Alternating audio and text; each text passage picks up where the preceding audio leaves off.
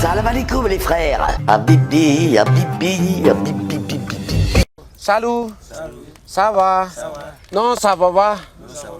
Qu'est-ce qui se passe? Ça va pas. Arrêtez de me demander si ça va. Voilà, ça va pas. Le chiffre en dit long sur la tension sur le pouvoir d'achat des Français. Ils sont 4 millions à renoncer à l'achat de produits d'hygiène, faute de moyens. Le gouvernement doit-il se préparer à un mouvement d'ampleur contre la hausse du prix des carburants? La colère des automobilistes et des professionnels du transport ne cesse de monter. Sur l'alimentation, les loisirs, le shopping, les sorties, les vacances, 6 Français sur 10 sont contraints à des renoncements au quotidien. Sondage Elab, publié hier soir.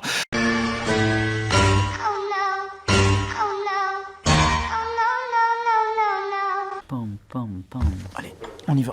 Voilà, je file et à nouveau, bonne année à toutes et à tous. Une flambée des prix des carburants et de l'insécurité. Ces derniers jours, les vols et détournements d'essence se multiplient sur les stations et les aires d'autoroute. Première victime, les routiers. Ce qui me choque aussi, c'est qu'on nous dit qu'il n'y a pas d'argent, tout ça, ça va être compliqué pour le budget, tout ça. Et puis il y a quelques jours, M. Zelensky est venu à Paris et puis il est reparti avec un chèque de 2 milliards. Oui.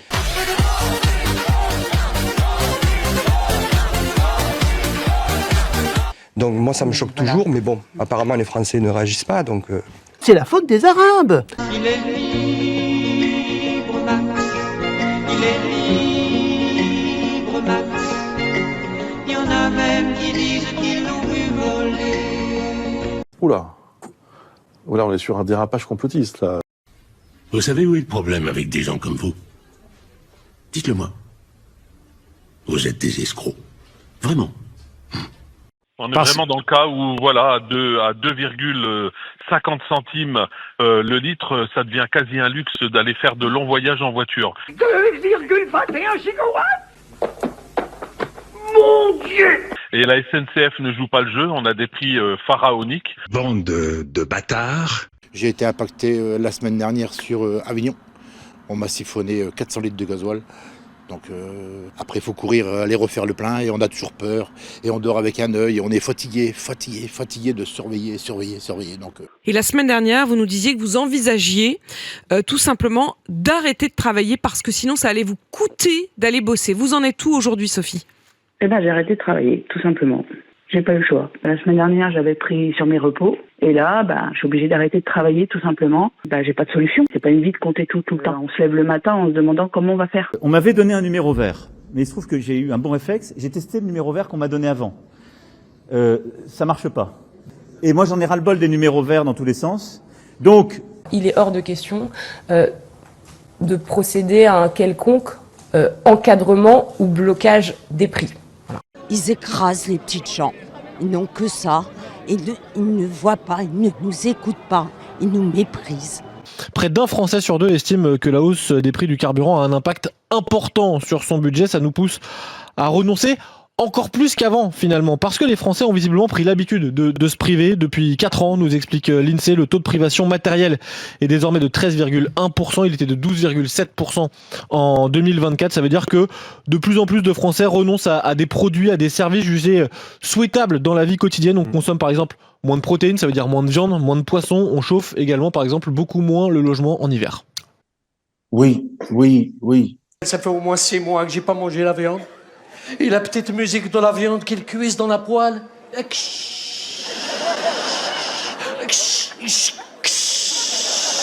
Eux aussi souffrent de l'augmentation des prix à la pompe. Les étudiants s'organisent pour limiter autant que possible leurs dépenses. Parmi les solutions envisagées et même pratiquées, le partage du trajet. Le covoiturage, on essaye de prendre une voiture chacune de temps en temps.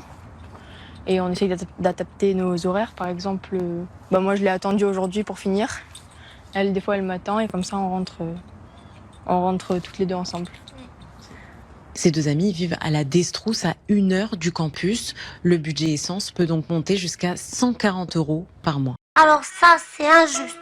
C'est vraiment trop injuste.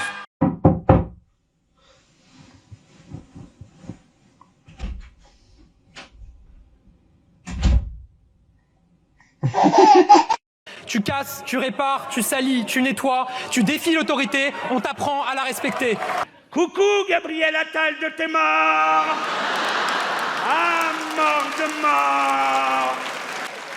Macron, on va l'avoir. Hein. Il est puissant, mais nous aussi. Attention, hein. Allez, roulez. Je suis d'une constance extrême. Il est parfait. C'est un président qui physiquement est affûté. C'est des guignols. Là où il passe, il énerve tout le monde. Il n'y a pas d'argent magique. Moi, j'ai trouvé de l'argent magique. Formidable. Alors allez. 60 à 80 milliards d'euros. Où, selon vous?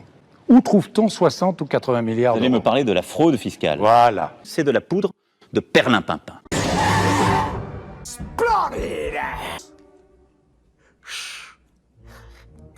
Écoutez, on a perdu, en 15 ans, Arcelor, leader mondial de l'acier, Péchinet, leader mondial de l'aluminium, Alstom, un des leaders mondiaux de l'énergie, Technip, un des leaders dans l'oil and gas, Lafarge, le ciment donné aux Suisses, Alcatel, détruit, vendu à Nokia. On aurait pu racheter Nokia, on était plus haut qu'eux.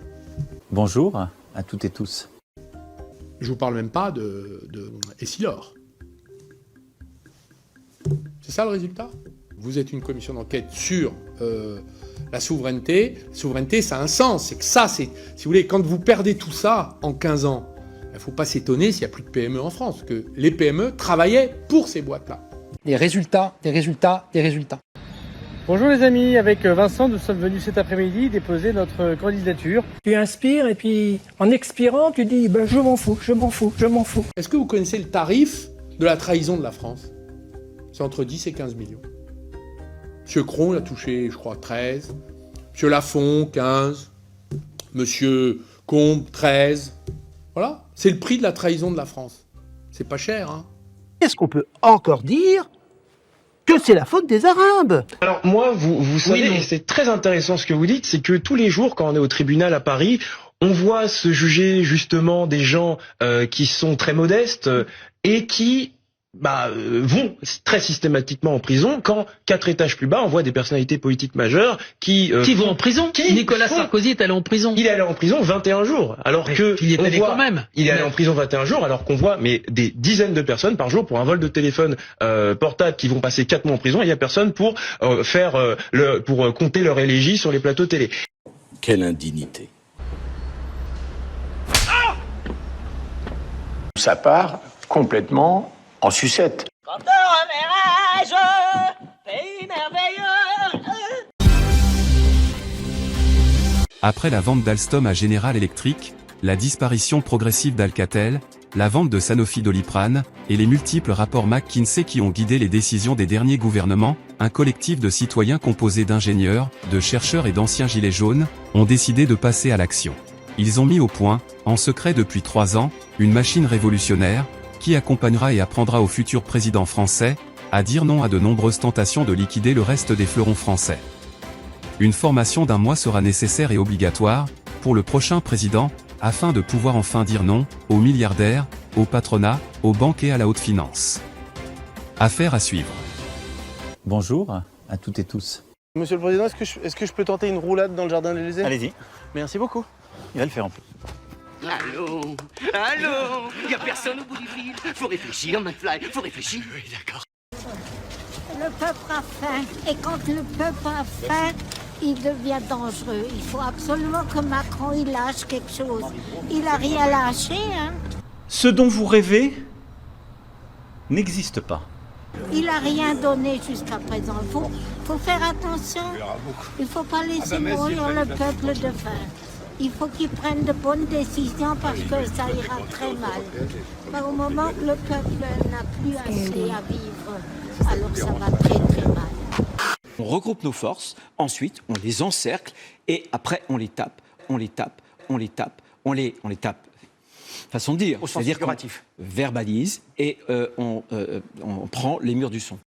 On a véritablement affaire à un cas psychiatrique. Ça veut dire qu'en fait, c'est un âne. Et il faut absolument que maintenant ça s'arrête. Voilà, ça n'est plus possible. Meir Habib, la voix israélienne. Bonsoir à vous, merci d'être là. Je suis député français. Pumba. Pumba. Pumba. Pumba. Israël est le pays numéro 1 violateur du droit international. On peut encore parler d'un État démocratique? Moi, je veux vous le dire en toute honnêteté, Netanyahou, on peut le critiquer, on peut dire tout ce qu'on veut, mais ce qu'il vient faire là, et s'il fait changer le régime, il aura le prix Nobel. Le prix Nobel de la paix. Laissez-moi rire dans le vent. Fi. Il est grand temps d'arrêter la machine infernale. Mais vous les lisez les articles qui sont dans la loi ou quoi? Je m'appelle Éléor Ethan, agent fédéral du Nouvel Ordre Mondial, gardien de la compréhension et de l'interprétation synaptique. Ma couverture dans le civil est vendeur de kebab. Je suis un enfant créé sous X, au service de l'entité. Je n'ai pas de parents, pas de pitié, et mon identifiant est COP 2150, Ixon 7NS7, géolocalisation zone 9. Mon travail consiste à éliminer tous ceux et celles qui deviendront un danger pour la société, un obstacle pour la modernité et qui seraient considérés comme un frein à la science. 3 erreurs seront admises et tolérées tout au long de votre vie. Au-delà, une intervention brutale et inévitable sera nécessaire. J'ai pour ordre de détruire les âmes rebelles et d'enlever toute trace de votre passage afin d'honorer le porteur de lumière, Lucifer, prince de l'univers, de BFM et de CNews. Longue et difficile, la route sera. Ils sont complètement fumés, quoi.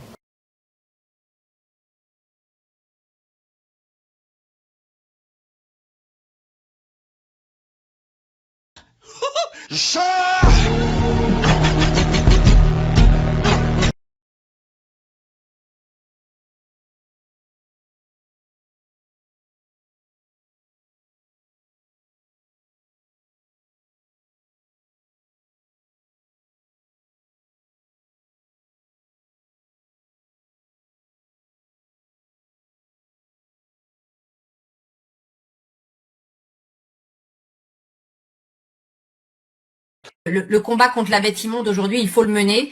Et la bête immonde, c'est l'islamo-gauchisme. Si les Français ne veulent pas combattre avec nous, eh bien moi, je n'irai pas continuer à la défendre en vain et j'irai probablement, oui, m'installer ailleurs, là où je serai plus en sécurité.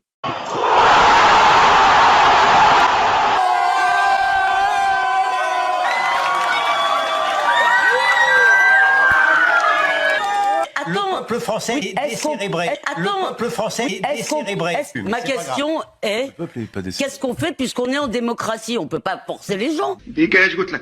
Déjà une, les journalistes, hein, parce qu'il y a tant de merde dans la télévision, c'est à cause de ces cons là, la télévision, justement. On va écouter Aurore Berger, qui est ministre chargée de la lutte contre l'immigration, les discriminations, qui est ministre chargée de la lutte contre l'immigration, les discriminations, ce matin sur France Info. J'invite toutes celles et ceux qui ont signé la pétition, parfois sans la lire, à lire le texte de la proposition de loi, à voir que dans le texte de la proposition de loi, il n'y a jamais, Madame la députée, le mot Israël. Menteuse! C'est une menteuse! Le mot Israël n'y figure jamais. Le mot Israël n'y figure jamais. Je vous invite à lire ce texte. Il n'y a jamais, Madame la députée, le mot Israël. Le mot Israël n'y figure jamais.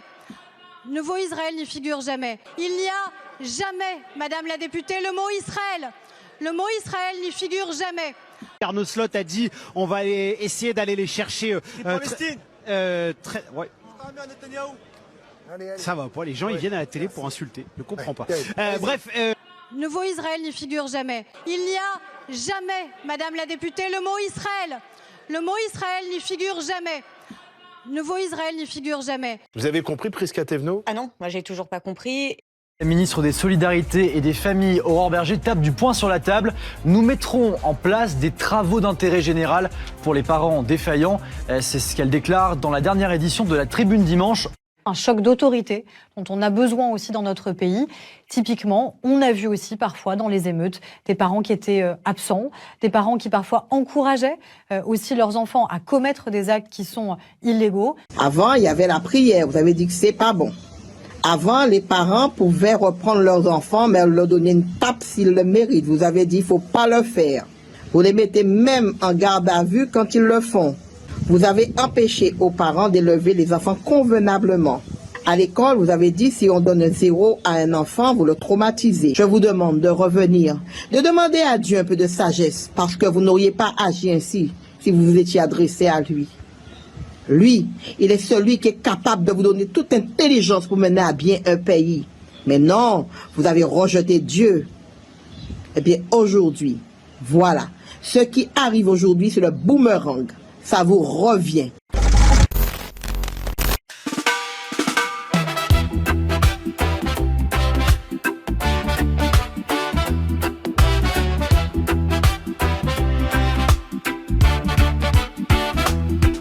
Ils ont remplacé le beau par le vide. Noël par Halloween, peu à peu, en douceur, ils ont imposé leur pouvoir. Avec l'aide d'une petite élite débile, avec arrogance, sans cœur stupide et attiré par un pouvoir cupide.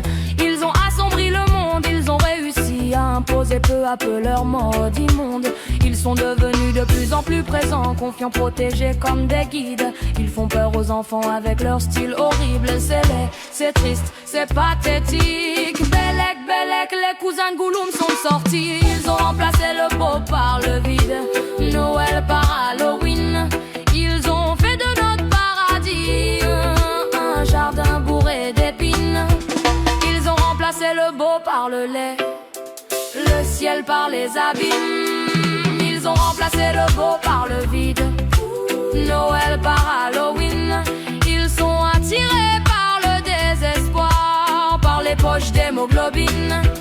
Ils ont modifié notre paradis par un jardin bourré d'épines. Salam alaikum les frères. Habibi, habibi, habibi. Alors comme ça, d'après CNews, il y aurait donc en Algérie des brigades pour chasser des bûches de Noël dans les pâtisseries algériennes. Qu'est-ce qu'il faut pas entendre comme connerie? On est vraiment tombé dans la fausse sceptique de l'information. Vous ne croyez pas? Ou plutôt de la désinformation, de la propagande. Le temps de rappeler cette information, durant l'année 2025, messieurs, le mot Algérie a été cité 24 192 fois par les chaînes CNews, BFM Télé, LCI ou encore France Info. Et en quelques mois, la télévision française a proposé plus de 2000 émissions contre l'Algérie. Alors il faut savoir, messieurs, que ça va des sujets politiques aux sujets diplomatiques à des sujets encore plus farfelus. Elles décrivent tout ce qui constitue une véritable persécution. Interrogatoire donc pour des détentions d'une Bible, descente de police dans des cultes privés, parce qu'il n'y a plus d'église, donc harcèlement au quotidien. Il y a quand même des contrôles de pâtisserie pour traquer les bûches de Noël. Vous voyez, ça s'invente pas quand même. Eh ben si, Gabriel, ça s'invente. Et pour moi, c'est la première fois d'être aussi proche d'un pape. Et on a eu un très bon temps de rencontre avec lui, tout simple. Et ce qui m'a frappé, je pense que c'était notre joie qu'il puisse venir nous visiter, petite église d'Algérie, et puis aussi visiter l'Algérie, ce pays que nous aimons beaucoup, dans lequel nous sommes bien accueillis. Tout ce qui constitue une véritable persécution. L'Algérie n'a pas forcément une très bonne image, surtout en France. Malheureusement, je crois que c'est une image fausse. Les Algériens sont très accueillants, nous on est bien ici. Et on aimerait que cette image puisse changer. Et voilà. Je vous invite aussi à venir, quand vous pourrez. Il y a quand même des contrôles de pâtisserie pour traquer les bûches de Noël. Vous voyez, ça s'invente pas quand même. Eh ben si, Gabriel, ça s'invente.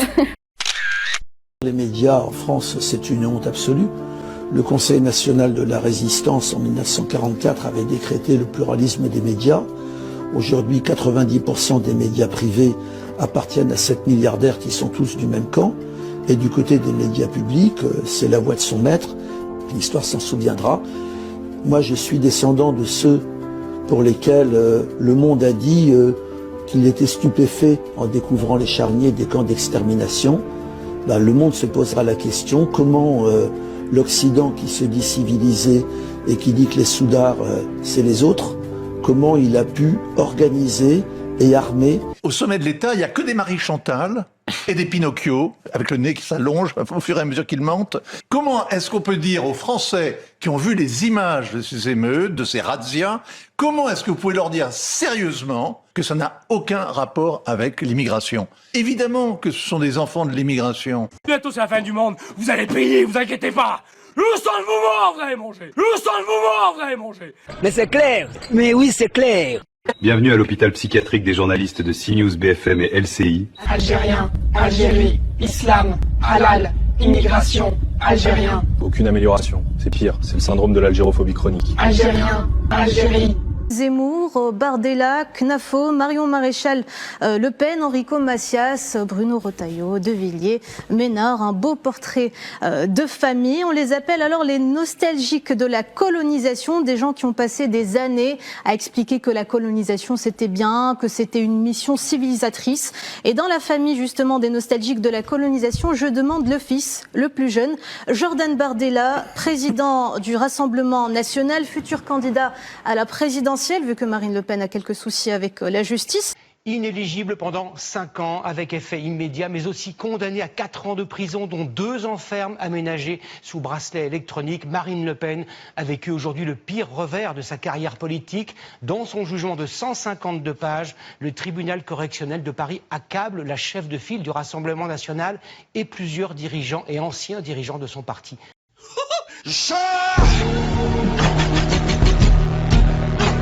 Alors la semaine passée, il avait déclaré sur LCI qu'il irait voir personnellement les autorités algériennes s'il était élu président. Au regard. Si demain je suis en capacité de le faire, j'irai les voir personnellement.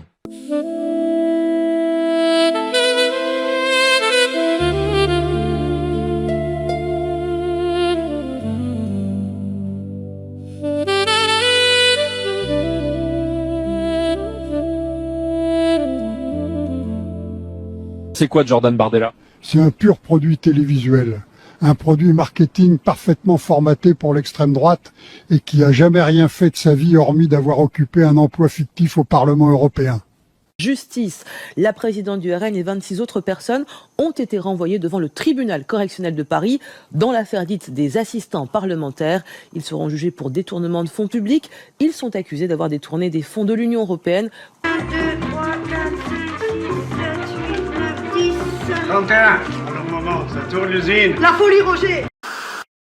Donc Monsieur Bagayoko, né en France de parents immigrés du Mali, qui a pas mal de frères et sœurs apparemment, Bali qui vient d'être élu maire de Saint-Denis et donc qui va toucher un super salaire payé par les Français, nous dit depuis des années qu'en France le racisme est systémique. Ça va? Vous nous prenez pas trop pour des cons à vous victimiser en permanence, vous pauvres minorités? Donc quoi? Les Français historiques, les natifs, les blancs, les héritiers des rois sont morts, ont disparu, sont remplacés? Allez plus loin dans votre pensée, c'est intéressant. On sait que les gens comme vous veulent nous remplacer. On a compris.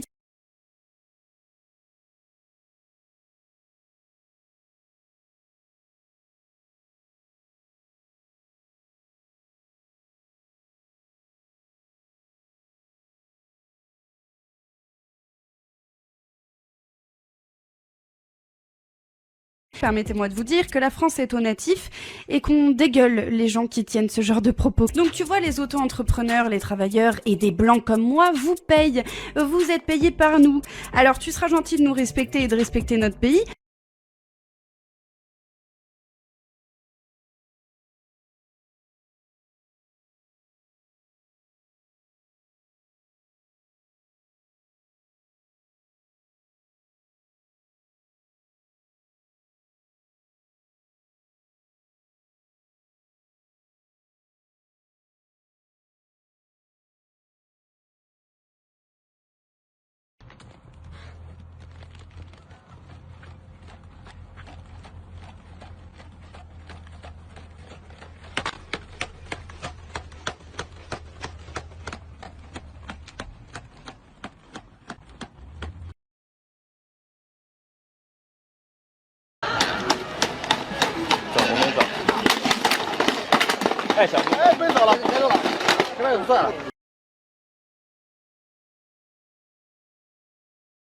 Quoi de neuf, docteur?